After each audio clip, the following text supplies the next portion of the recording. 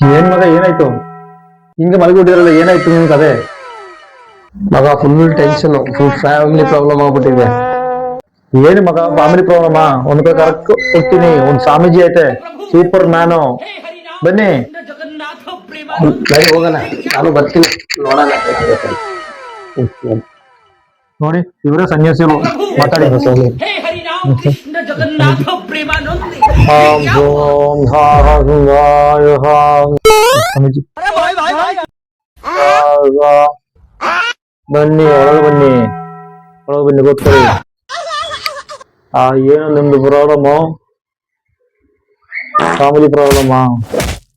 ಸರಿ, ಒಂದ್ 5,000 ರೂಪಾಯಿದು ಸಾಮಾನ್ ತರಬೇಕು, 1,00,000 ರೂಪಾಯಿದು ಪೂಜೆ ಮಾಡಿಸ್ಬೇಕು, ಆಯ್ತಾ? ಮತ್ತೆ ನೀವು ಒಬ್ರೇ ಬಂದ್ರೆ ಆಗಲ್ಲ, ನೀವು ಹೆಂಡತಿನ ಕರ್ಕೊಂಡ್ ಬರ್ಬೇಕು. ಕರ್ಕೊಂಡ್ ಬಂದ್ಬಿಟ್ಟು ಒಂದಿನ ನಾವು ಇಲ್ಲಿ ಇರಿಸ್ಬೇಕು, ಆದ್ರಿಂದ ಪೂಜೆ ಆಗೋದು, ಆಯ್ತಾ?